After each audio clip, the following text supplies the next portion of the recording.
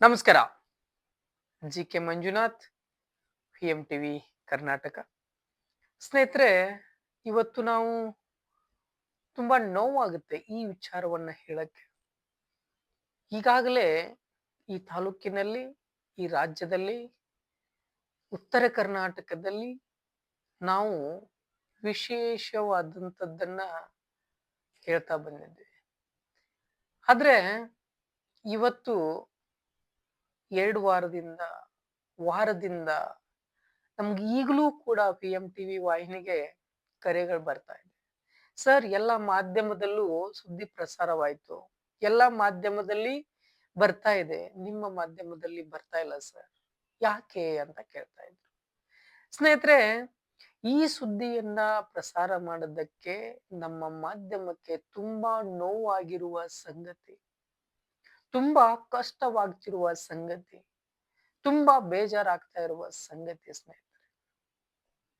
ಹಾಗಾಗಿ ಪಿ.ಎಂ.ಟಿ.ವಿ. ವೀಕ್ಷಕರಲ್ಲಿ ನಾವು ಕ್ಷಮೆಯನ್ನ ಯಾಚಿಸ್ತೀವಿ.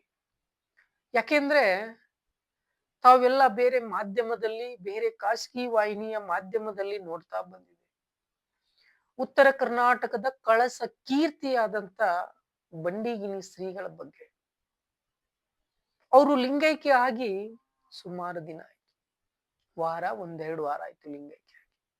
ಸರ್, ಪಿ.ಎಂ.ಟಿ.ವಿ. ವಾಹಿನಿಯಲ್ಲಿ ಬಂಡಿಗಿನಿ ಶ್ರೀಗಳು ಲಿಂಗೈಕ್ಯ ಆಗಿದ್ದು ತಾವು ಸುದ್ದಿ ಪ್ರಸಾರ ಮಾಡಿಲ್ಲ ಅಂತ ಕೇಳ್ತಾ ಇದ್ರಿ.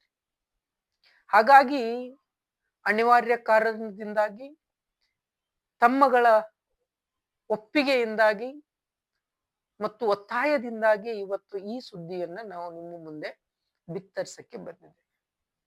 ಸ್ನೇಹಿತರೆ, ನಾನು ಕೇಳ್ತಾ ಇರೋದು ಒಂದೇನೆ.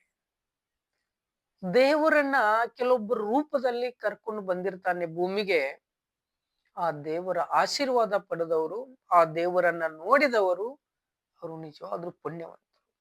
ಅದರಲ್ಲಿ ಎಸ್ಪೆಷಲಿ ಆಗಿ ಬಾಗಲಕೋಟೆ ಜಿಲ್ಲೆ ಬನ್ನಟ್ಟಿ ರಬಕೈ ತಾಲೂಕಿನ ಸುಕ್ಷೇತ್ರ ಬಂಡಿಗಿನಿ ಶ್ರೀಗಳು ನಮ್ಮನ್ನೆಲ್ಲ ಬಿಟ್ಟು ಅಗಲಿದ್ದಾರೆ.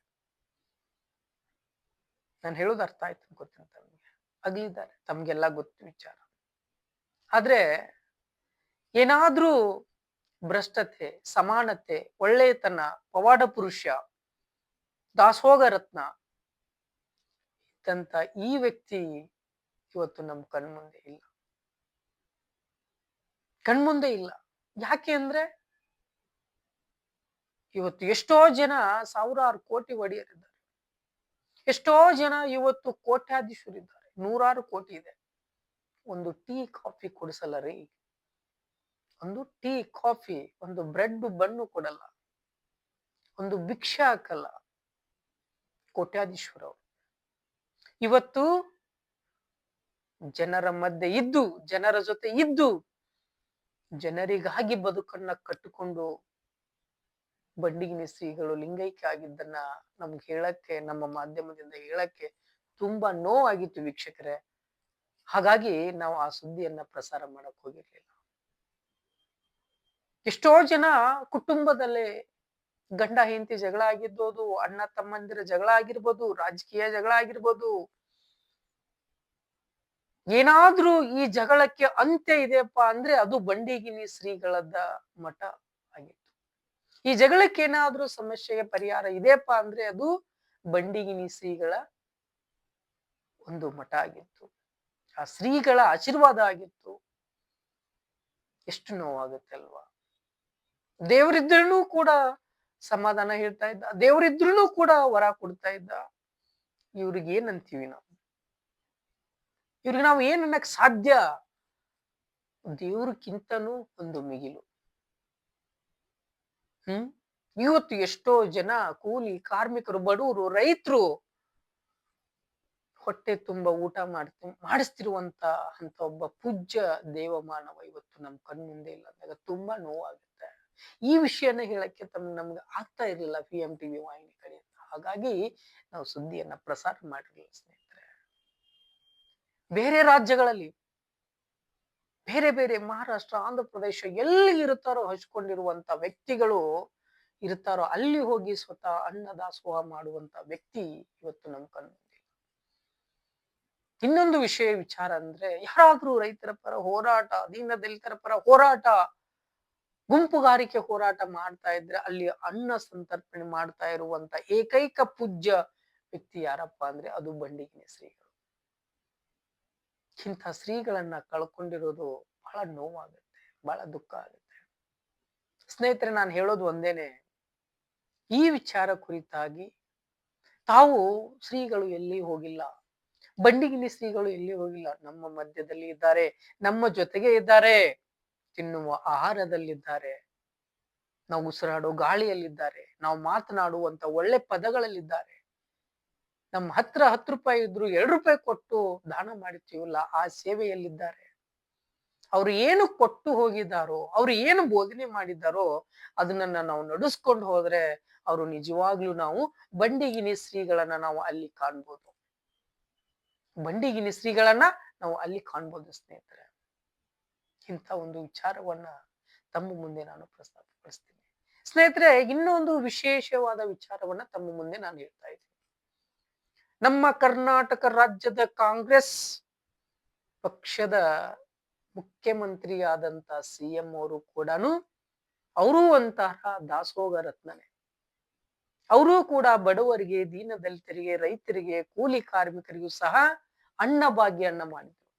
ಯಾರೂ ಕೂಡ ಹಸ್ಕೊಂಡು ಇರಬಾರ್ದು ಅಂತ, ಯಾರೂ ಕೂಡ ಉಪವಾಸ ಇರಬಾರ್ದು ಅಂತ, ಎಲ್ಲರೂ ಹೊಟ್ಟೆ ತುಂಬಿ ಇರ್ಲಿ ಅಂತ ಸಿಎಂ ಸಿದ್ದರಾಮಯ್ಯನವರು ಕೂಡ ಅನ್ನ ದಾಸೋಹವನ್ನ ಮಾಡಿದ್ರು. ಏನು, ಒಬ್ಬ ಮುಖ್ಯಮಂತ್ರಿಯಾಗಿ ಇಡೀ ರಾಜ್ಯಕ್ಕೇನೆ ಅನ್ನದಾನವನ್ನ ಮಾಡಿದಂತ ವ್ಯಕ್ತಿ ಕೊನೆಯದಾಗಿ ಸಿಎಂ ಸಿದ್ದರಾಮಯ್ಯನವರಿಗೆ ಆಶೀರ್ವಾದ ಮಾಡಿ ಲಿಂಗೈಕ್ಯ ಆದಂತ ಪೂಜ್ಯರು ಬಂಡಿಗಿನಿ ಶ್ರೀಗಳು. ಏನು ಇದರ ಅರ್ಥ ಅಂದ್ರೆ, ಅವರೂ ಕೂಡ ಅನ್ನದಾನೇಶ್ವರ, ಇವರೂ ಕೂಡ ಅನ್ನದಾನೇಶ್ವರ.